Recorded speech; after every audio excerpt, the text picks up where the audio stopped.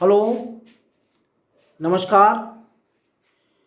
मैं आज कक्षा 9 विज्ञान विषय में गति एक अध्याय है जिसके संबंध में अगली वीडियो पढ़ाने जा रहा हूँ। मैंने पीछे गति अवस्था क्या होती है, विराम अवस्था क्या होती है, ये बताया मैंने। और ये भी मैंने समझाया कि ये सदिश राशियाँ क्या होती हैं और अदिश राशियाँ क्या होती हैं। अब मैं आपके लिए बता रहा हूँ दूरी तथा विस्थापन। दूरी तथा विस्थापन से संबंधित मैंने कुछ संख्यात्मक प्रश्न भी कराए थे, जिससे कि दूरी और विस्थापन में अंतर समझ में आ जाए। अब मैं इसको लिखित रूप में भी आपको समझाने का प्रयास कर रहा हूँ कि दूरी और विस्थापन में क्या अंतर होता है। देखिए, दूरी और विस्थापन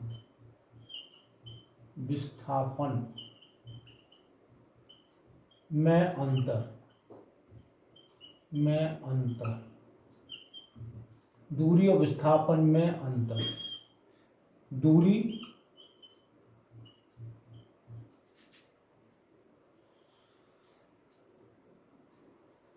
विस्थापन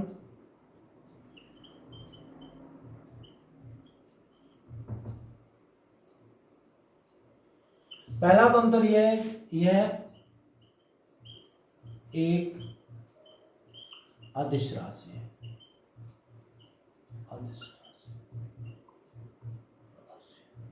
यह एक सदिश राशि है।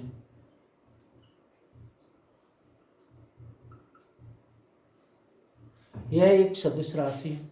इसके साथ साथ किसी वस्तु द्वारा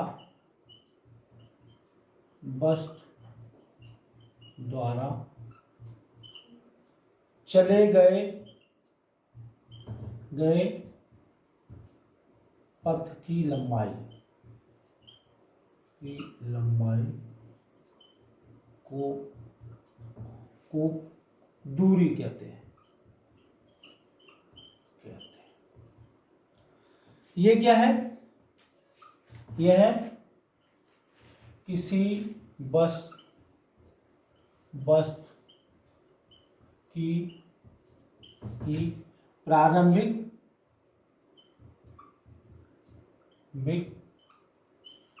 तथा अंतिम स्थितियों के बीच की दूरी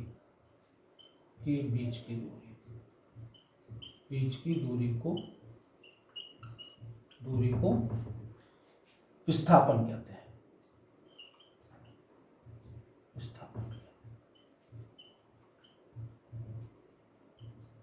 तीसरा जो अंतर है, दूरी का मान हमेशा विस्थापन के से बड़ा होता है और विस्थापन के बराबर भी हो सकता है, जबकि विस्थापन का मान दूरी से अधिक नहीं हो सकता, दूरी से कम ही रहेगा।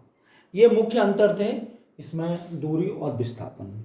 अब मैं आपको बताने जा रहा हूं चाल क्या होती है। चाल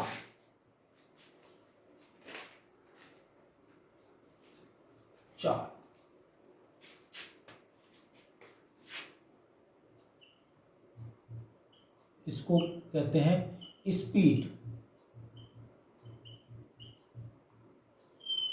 और इससे संबंधित जो उपकरण होता है जिससे चाल नापी जाती है उसको हम कहते हैं स्पीडोमीटर।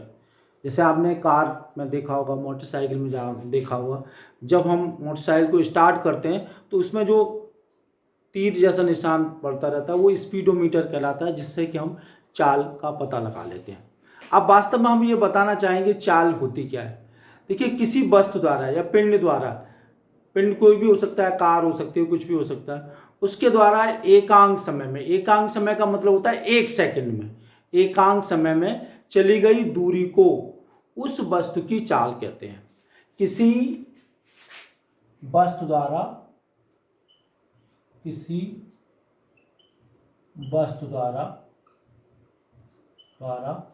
एकांक समय में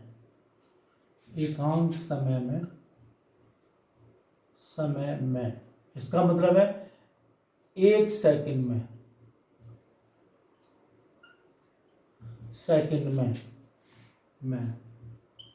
चली गई दूरी को चाल कहते हैं।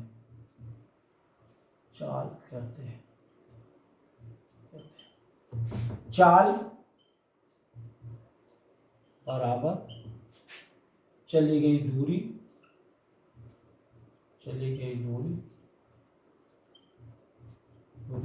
बटे समय अंतराल।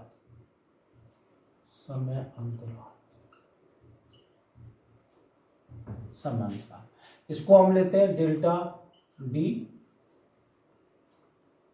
और इसको हम लेते हैं delta T upon delta T. अब देखिए, एक मैं उदाहरण लेता हूं, जैसे एक कोई कार है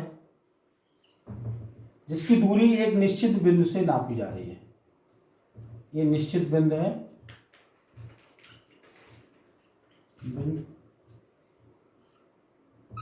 से नापी जा रही है। किसी समय कार यहां थी, ये दूरी यहां से यहां तक D1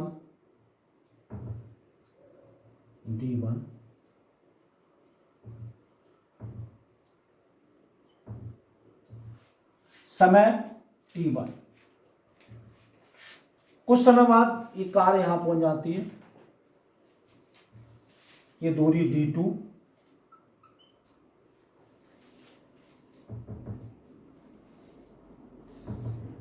समय T2। तो ये डेल्टा टी जो होगा बराबर D2 माइनस D1।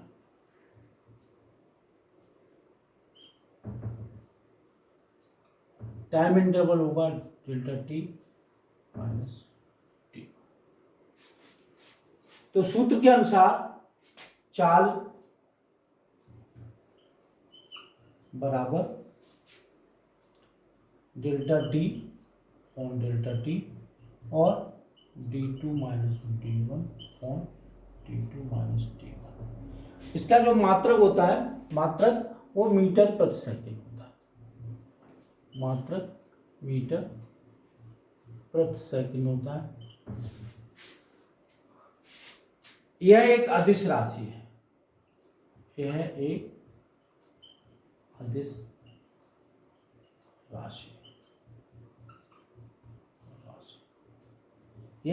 राशि है।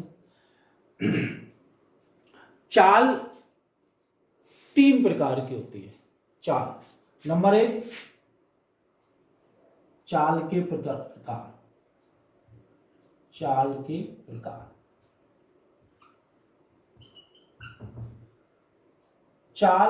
प्रकार की होती है। चाल 3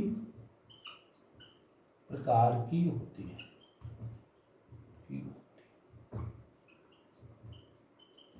चाल 3 प्रकार की होती है। एक तो नंबर 1 समान चाल।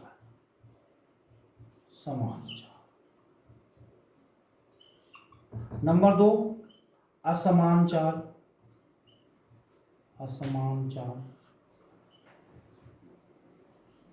नंबर 3 तात्क्षणिक चाल। ये चालें 3 प्रकार की होती हैं, जिसके बारे में हम एक एक करके आपको समझाएंगे।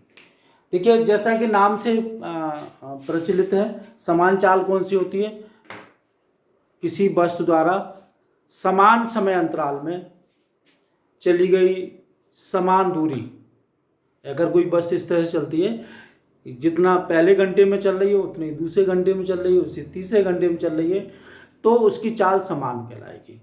और अगर कोई बस इस तरह से चलती है कि भिन्न भिन्न समान समय अंतरालों में, जैसे पहले घंटे में, दूसरे घंटे में, तीसरे घंटे में, उसके द्वारा चली गई दूरियां भिन्न भिन्न होती हैं, तो इस तरह की चाल को हम असमान चाल कहते हैं। और उसी में असमान चाल में ही हमारा एक चाल आती है तात्क्षणिक चाल, जिसमें हम तुरंत देखते हैं, जो कि समय के हिसाब से बदलती रहती है, उसको हम डायनामिक स्पीड भी कहते हैं। जिसको डायनामिक स्पीड कहते हैं, उस चाल को हम कहते हैं तात्क्षणिक चाल। इस तरह से चाल 3 प्रकार की होती हैं। आज हमने पढ़ा चाल, और कल हम आपको अगली वीडियो में समान चाल, असमान चाल और तात्क्षणिक चाल के बारे में बताएंगे और इससे संबंधित न्यूमेरिकल आपको कराएंगे। धन्यवाद।